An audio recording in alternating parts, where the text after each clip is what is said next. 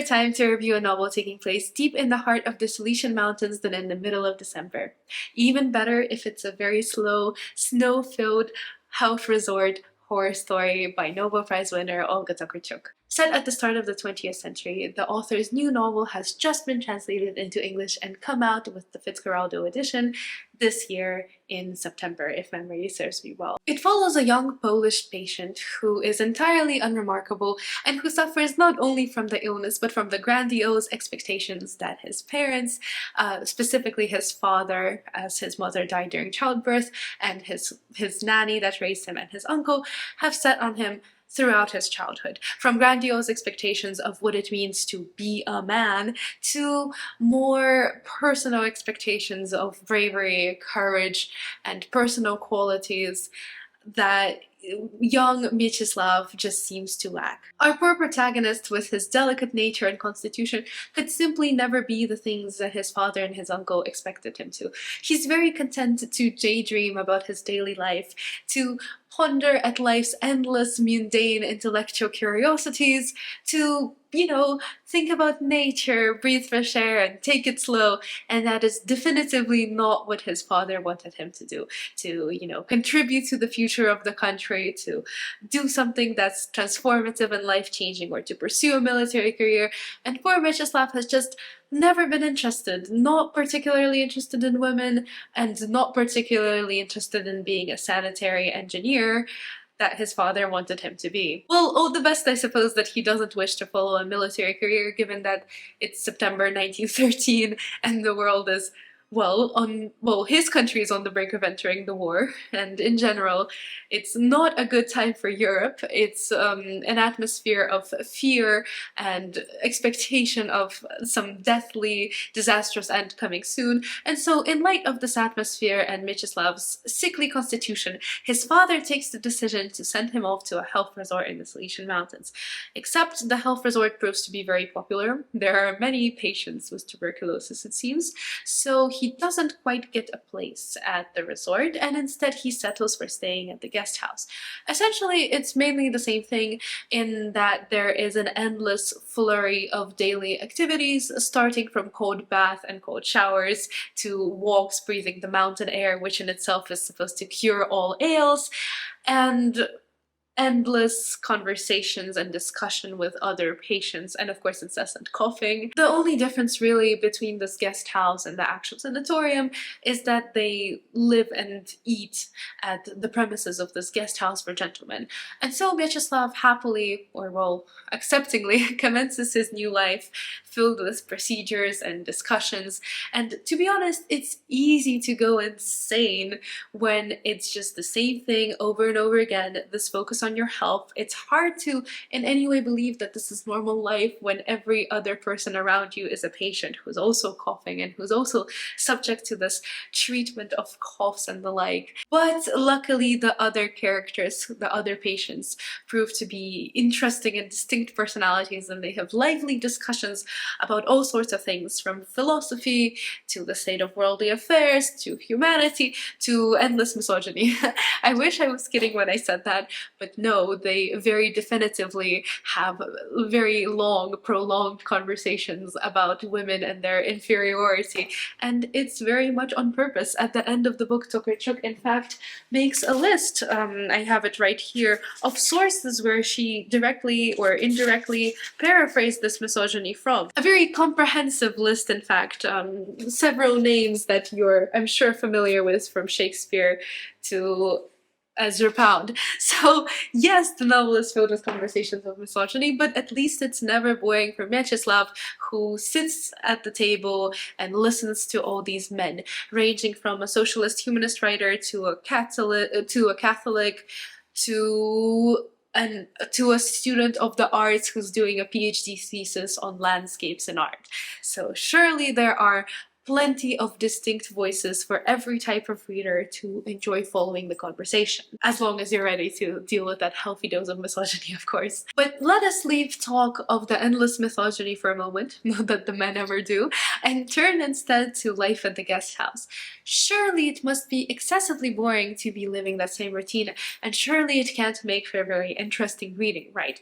Well, there's a reason it's called a health resort horror story, because clearly something is very, very wrong. What could possibly be wrong at a health resort? Well, the patients can't shake the feeling that they're being watched. I can hear you scoff right now and say, well, surely it's because the patients are slightly delusional and very unhealthy people and unreliable narrators, which makes for great reading, by the way. But no, of course they can't be watched, right? Well, okay, if we're dismissing that, sure. But what about the fact that not everybody seems to die from illness? Or the fact that everybody seems to die in November? Are we really dismissing that and calling it a stroke of fate and absurdity? Are we being increasingly paranoid? Maybe it's our bored mind taking on an imaginative hue. Or maybe it's the fact that the dead bodies just keep piling up. So the more you read, the weirder it gets, because clearly something is off. Or maybe it's the fact that all of the patients seem to be drinking a local favorite liquor that's made from forest mushrooms. I wonder where things could start to be going wrong. So maybe there is some unexplained supernatural cause that makes it difficult for us to understand exactly what's going on. Think back to Driver Plows Over the Bones of the Dead, Tokarczuk's other novel, and this theme of the supernatural and nature and interaction with humanity, where we humans are just pawns in Earth's biggest game, rather, and it's not quite clear exactly what's going on. But to make matters more complex in the Empusium, we have the fact that it's not entirely clear who the narrator is until the very last page, which, no spoilers, we're not going to discuss. But essentially the story is told from the perspective of a third-person narrator who seems to be omniscient and largely indifferent, who seems content to just describe what Vyacheslav sees and the limited things that he sees, because things get real confusing, and just kind of nudge us along in the direction of the story, except that occasionally this is broken down by the fact that we as the reader get included, and the narrator says things like, let us leave Vyacheslav for a moment and let us turn to some other character, or let us go off because we know the consequences of this. Who's we? And why do we know the consequences of this? So when Vyacheslav thinks, I'm being watched, it gets kind of hard to dismiss him as paranoid, because we're contributing to the watching. So essentially it's a very strange blend of voyeurism and participation. And I love that, because it's an eerie and very disconcerting effect. Perfect for the slow horror burn that we have going on here. I mean, it's clear from the start that we have an unreliable narrator, and yeah, of course the whole mushroom thing doesn't help, but it's the fact that the narrator here is not Vyacheslav. It's just that he relies on Vyacheslav's thoughts, which again, how does he know, does this person know what Vyacheslav is thinking? So we have this feeling that the narrator is really toying, not just with Vyacheslav, but with us, the reader. And yeah, it makes shivers go up your arm. It really does contribute to that feeling of a health resort horror story, except it seems to be a more realistic horror story. You know, the kind of horror you experience when you realize you're hurtling towards a sense of when you're hurtling towards impending doom and there's nothing you can do to stop it, and at the same time you just you're forced to accept it and sit down and just watch it all happen. That is kind of what's going on here, except it's not quite clear what doom we're hurtling towards, and it's that sense of unknowing that makes us fear it even more. And that's part of the sweetness of the novel, the fact that the reader is forced to just go along with it, because the characters are forced to just go along with it too. And that's how certain things end up being rationalized and departed from and left at that, when really they're quite strange. Really, why is there not more police investigation?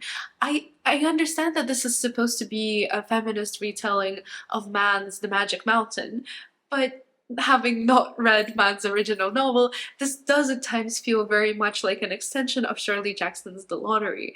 Certain things are just part of the world, and we just have to accept them and hurtle forwards on. And soon the narration itself becomes jagged and broken, much like the character's perception as they become increasingly more muddled, and frankly, as we as the reader get increasingly more confused as to what's going on. Scenes and chapters begin, and just as quickly they end.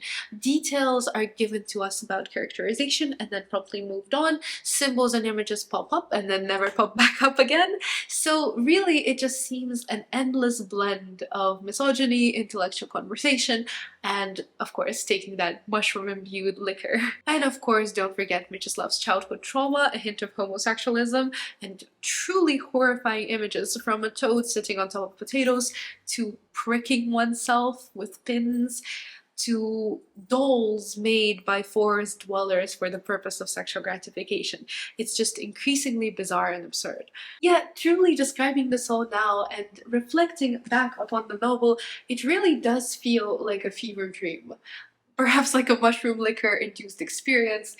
And honestly, coupled with the fact that we are getting more and more involved in the story, and at times the reader turns to us, it feels at times very meta, which makes that whole experience just all the more touching and poignant in unexpected ways. But really, we've talked so much about the intellectual pleasure and the intellectual curiosities of this novel, and it's definitely clear from the onset that it has its literary merits that we can for sure appreciate.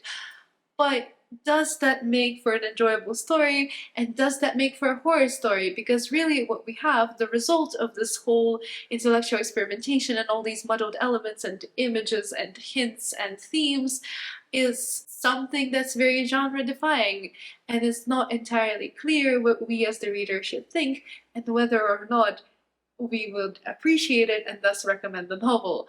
Yes, there's fine attention to detail, yes, there's characterization, yes, there's intellectual discourse. The whole method in the novel, and it's a method that is very obvious because the author does her best to remind us that, hey, this is on purpose, I promise I'm not confusing you on purpose, is the fact that the characters themselves feel like they're muddled and lost. The characters themselves feel like they can't piece together certain events, or that the pacing is off in their daily life, or that certain things start and then certain things end. So it's very unclear as to what is going on, and that is why we have that same broken down pace, and that is why certain novels, you feel like you've read a page and you're forced to come back a page and think, wait, this doesn't make any sense. And yeah, it is actually like that. You haven't zoned out. No, it actually just doesn't make sense to jump from this to this.